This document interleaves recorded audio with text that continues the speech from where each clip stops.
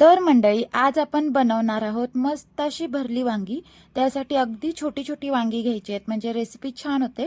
सगळी छान मिठाच्या पाण्यातून धुवून घेतलेत मी आणि मस्त अशी यांना चिरून घेते. बघू शकता, मधून असे दोन भाग करायचे, कीड आहे का वगैरे चेक करायचे आणि सगळी आहेत वांगी ती व्यवस्थित चिरून घ्यायची आहेत. देठ आपल्याला जरासा ठेवायचा आहे आणि काटे सगळे काढून घ्यायचे आहेत. इथे सगळी वाटणाची तयारी केली, जसे सुकं खोबरं, लसूण, मिरची, पांढरे तीळ, धने, शेंगदाणे आणि बारीक चिरलेली कोथिंबीर, ही सगळी वाटणाची तयारी आहे. चला आपण वाटण तयार करून घेऊया. त्यासाठी एक तवा घेतलाय मी आणि व्यवस्थित तापवायचा. त्याच्यामध्ये चमचाभर सारखं तेल घालायचंय. तेलामध्ये भरपूर सारी लसूण घालायचे, याने फ्लेवर खूप छान येतो. 2 मिरच्या घेतल्यात मी ओल्या, त्या छान अशा परतून घ्यायच्या. मग धने आणि पांढरे तीळ एक एक चमचा घेतलाय. त्याच्यानंतर शेंगदाणे अर्धी वाटीसारखी घेतलेले आहेत मी आणि अर्धी वाटीसारखं खोबरं जे सुकं असतं ते. आता हे सगळं छान लालसर होईपर्यंत आपल्याला भाजून घ्यायचंय. शेंगदाणे आहेत ते असेच फोडणीवरती भाजायचे, म्हणजे मस्त चव येते त्यांची. आता हे सगळं वाटण छान गार करायचंय आणि पाणी न घालता अगदी रवाळ वाटून घ्यायचंय, म्हणजे ते चवीला खूप छान लागतं. भरलं वांग ही अशी रेसिपी आहे ना, जी प्रत्येकाच्या घरात बनत असते आणि मोस्ट ऑफली सगळ्यांची फेवरेट असते. पण प्रत्येकाची बनवण्याची पद्धत वेगळी. ही माझी पद्धत मी तुमच्यासोबत शेअर करते, नक्की ट्राय करा. त्या सगळ्या मिश्रणामध्ये काही स्पायसेस घालायचे आहेत, म्हणजे गरम मसाला, धना पावडर, लाल तिखट, चवीनुसार मीठ आणि जराशी हळद.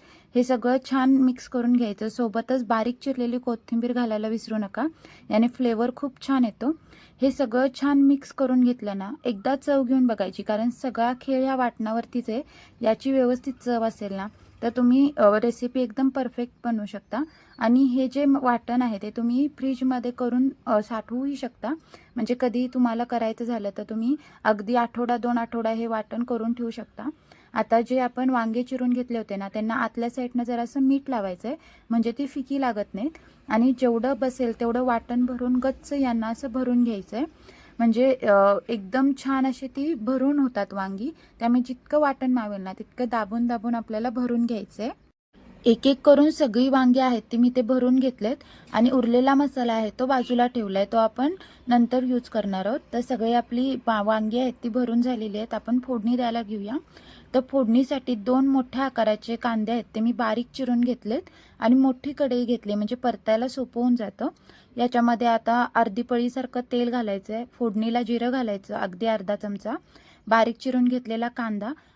कांदा छान परतला की याच्यामध्ये अर्धा चमचा हळद घालायची आणि तीही तेलावरती छान परतून घ्यायची. हळद छान तेलावरती परतली की आपण भरून ठेवलेली वांगी आहेत ना, ती घालायची आहेत आणि तीही परतून परतून तेलावरती अशीच ओपनली 2 मिनिट भाजून घ्यायचे आहेत. आणि नंतर आपल्याला झाकण ठेवून यांना मऊ होईपर्यंत शिजवून घ्यायचे.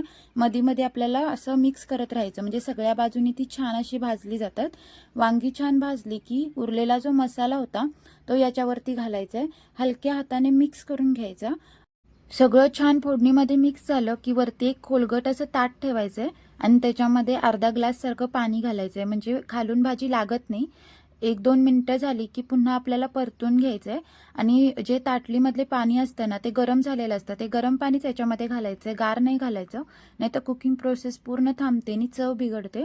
गरम पाणी घालून मिक्स केलं की आपल्याला झाकण ठेवून पुन्हा 5 मिनिटं तसंच ठेवायचंय.